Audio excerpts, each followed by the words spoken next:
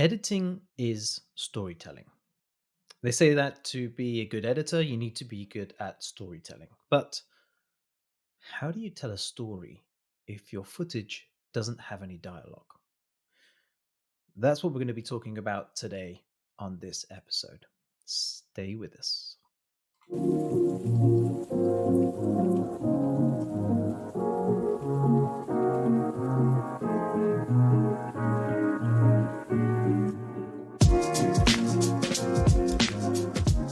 Hello, and welcome back to another episode of the video editing podcast from Unsplice. Thank you for joining me. If you are on YouTube, we are currently live on YouTube and on Facebook now. We've branched out to Facebook, and all being well, if this keeps working, we'll roll out to other social platforms as well. So if you're new around here, Unsplice helps you escape mundane work by training you to become a career video editor so that you can take back control of your time and say yes to work that you enjoy, wherever you want to do it. Now, the focus of Unsplice's training is not about cutting one film only, which a lot of other training companies do, but it helps you learn all styles of non-scripted editing, including documentaries and commercials, preparing you for a life as a professional, non-scripted career editor. So everything from the moment that you receive the footage to the moment of delivery, including how to find work that brings you joy and do that work to the best of your ability. So today we are going to talk about creating an edit and creating a story without dialogue. Is it possible to tell a story without dialogue in video editing? Well, surely it must be. How many times have you watched a commercial, for example, and been glued to the commercial? There's a good chance that that commercial doesn't have any dialogue in it. It might have voiceover, which you can use if you're trying to sort of skirt around the fact that there's no dialogue in the footage that you have to cut with. But there are most definitely ways to tell a story without any actual dialogue. So I've got one, two, three, four here, 4 points to cover. And there are more, but our time is limited today. So I'm going to give you the heavy hitters, the ones that I think will make the biggest impact rather than just, some of the lesser known ones. Well, actually, these are lesser known ones, but rather than some of the more known ones, I'm going to go with the lesser known ones, the ones that create the biggest impact from a professional editor's perspective. So, to tell a story really is to go through, let's go with the old cliche. It's a beginning, a middle, and an end. That is a story. So, what are you doing when you communicate a story? You are creating a journey for the viewer. You are taking them through this process. The beginning, you're giving context, the middle, you're giving them the thing, and then at the end, you conclude and you wrap it up. And you're going on this journey through time. It's a chronological journey. And so that is number one. How do you tell a story without dialogue? The first thing you should think about is create a journey. Now, that journey could be any number of things, really. But if you think about, for example, the videos on social media where you have someone, they have their hand held out directly in front of the camera. It looks like it's shot with a phone.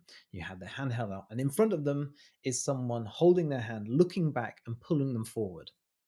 You've seen these videos, they're everywhere. Why does that work? It's not because the person holding their hand is a cute girl or a cute guy, although that does help, obviously. But the reason is because we're being led. We're being led somewhere. We're being taken on a journey. That is why that opening shot works.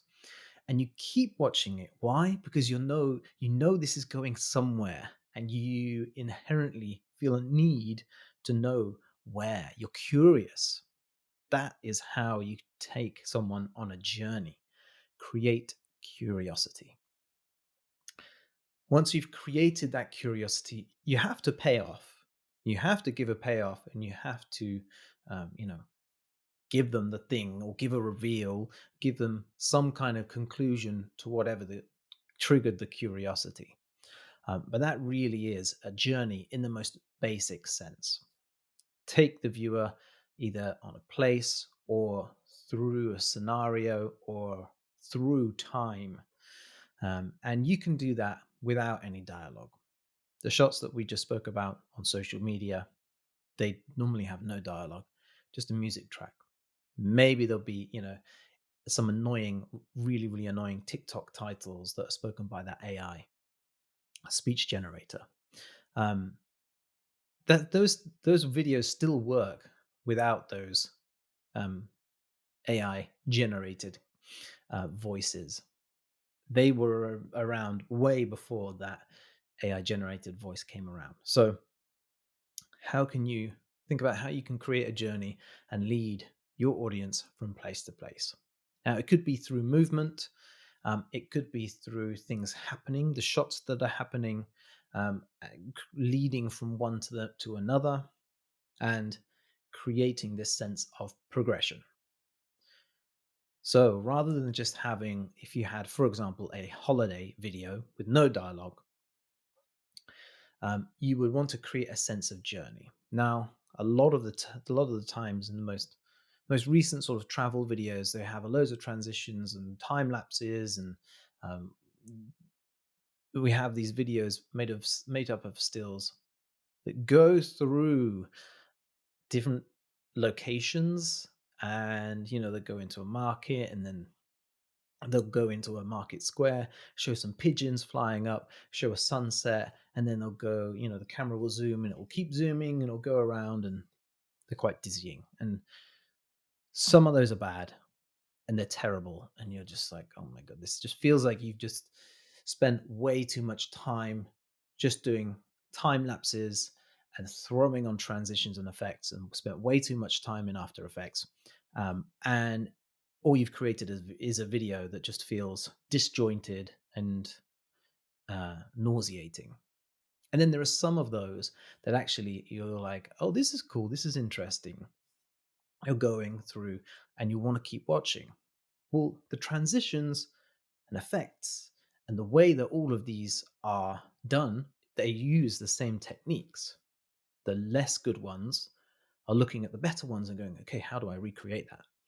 And perhaps that's something that you are doing if you're creating travel videos. You're looking at the successful ones and you're trying to figure out what you like from that and recreate that. Now, that's all good. It might look cool, but the only way you're going to keep the audience watching is by taking them on a journey. And just by having camera movements moving in a certain direction, that is not taking someone on a journey. You have to create a clear progression between the shots, between um, each shot. You can't just have one from a market square, then go to a sunset, then go to a mountain, and then come back to inner city, and then it's not a highlights reel. The human brain isn't really interested in a highlights reel. They want to be taken on a journey. They want to see progression, and that's the main thing. Have one shot relate to the next and see progression as you go through. And so think about that if you are creating travel videos and these sort of highlights videos. Have really think about which shot should follow which, and think about how you can take that person on a journey. So the next thing I want to talk about is keeping the viewer guessing. That's number 2, how you can tell a story without dialogue. Keep the viewer guessing. So let's take it back to the same example we just had. We were talking about a travel video. Keep the viewer guessing does not mean having random stuff. Oh, now we're in the market square. Now we're watching a sunset. Now we're in a mountain. Because we still need this progression. But if you just have shots that feel the same, one after the other, da da da da, da, we're in a street, city, and we're in another street, we're in another street, and we're in another street, and we're in another street. That gets repetitive and that gets boring. You need to keep the viewer guessing. And the same goes with, if you have a really interesting shot, you maybe go from a street view to a market, and then you see the market, someone in the market creating goods or selling goods, and then, the camera goes somewhere else.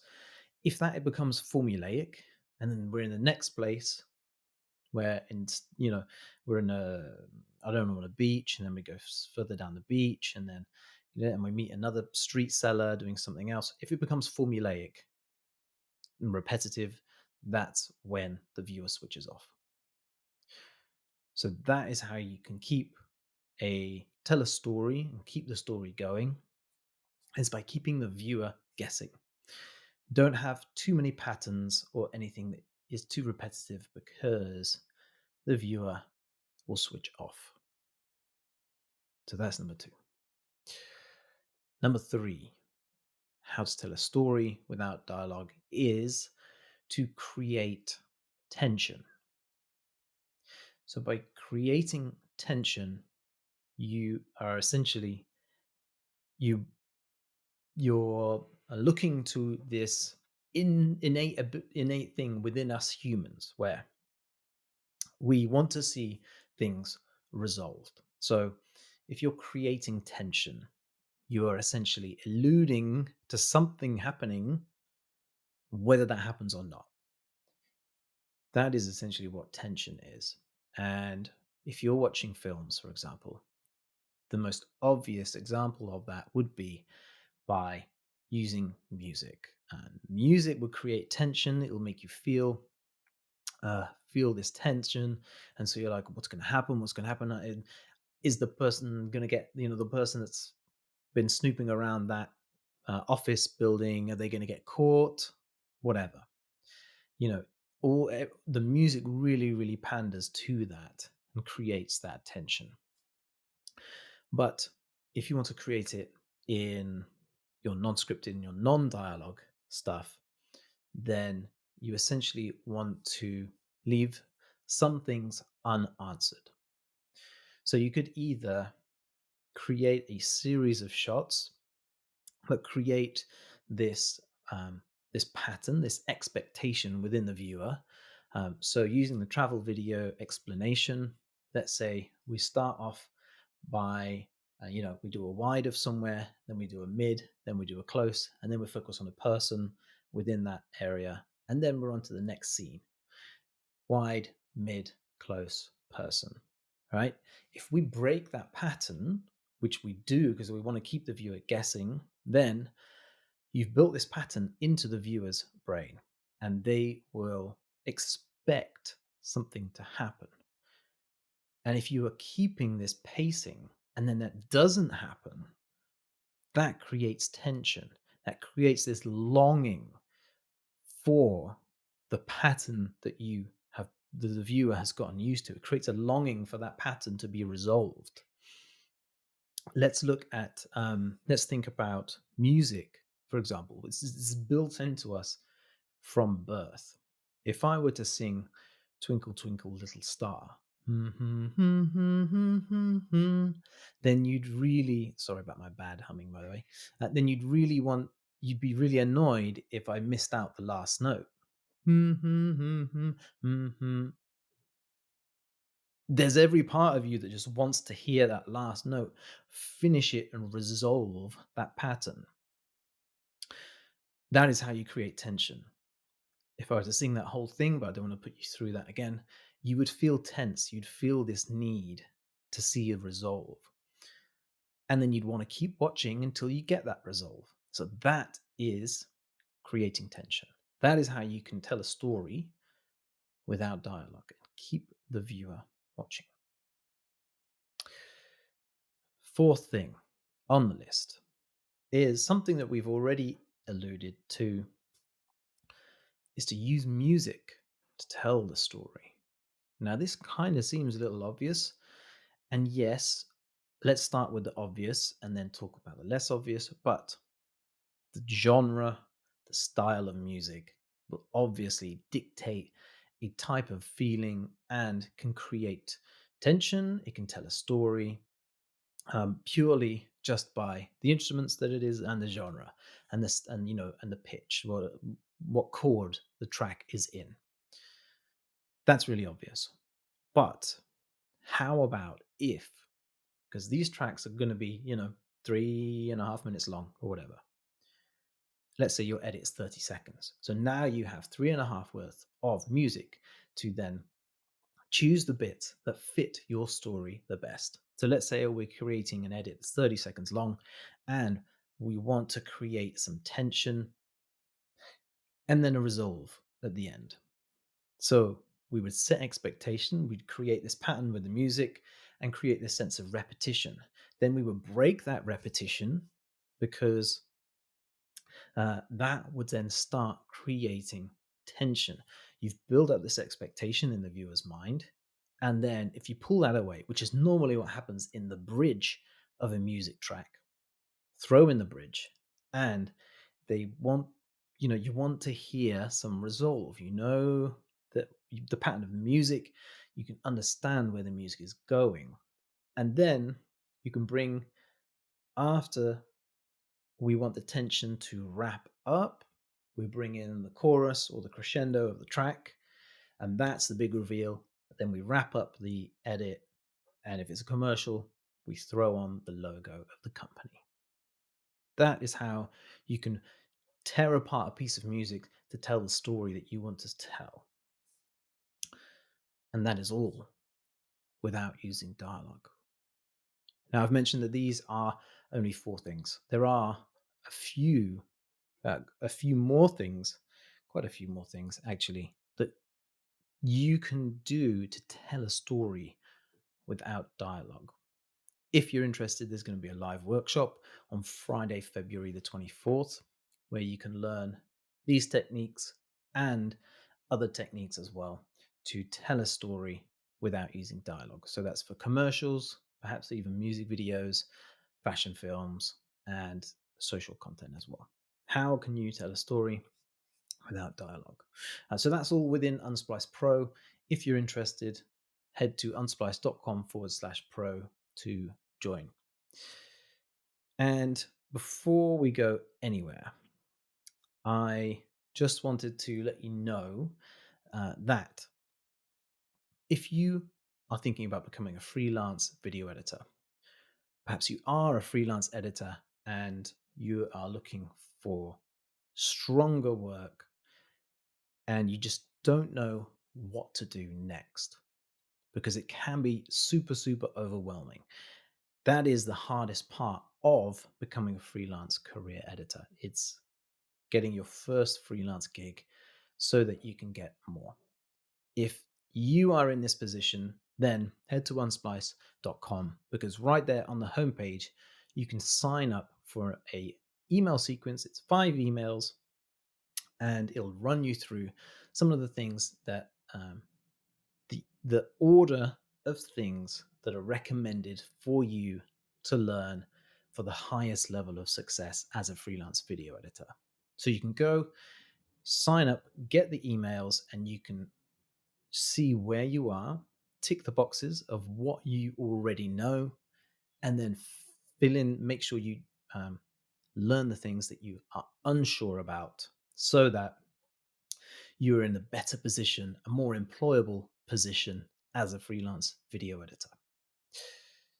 We have in Unsplice Pro, Mike has managed to achieve those in 3 months. And so he is working as a freelance remote video editor, and it's 19 steps long. So if that interests you, then head to unsplice.com and right there on the homepage, you will see an option to sign up and receive those 5 emails. Thank you so much for joining me today. And I look forward to being with you next week. Next week, we are going to be again live, and we're going to be talking about what makes an edit good. It seems quite vague, but really, what makes an edit enjoyable to watch? Okay, thank you so much for joining me, and I will see you next week.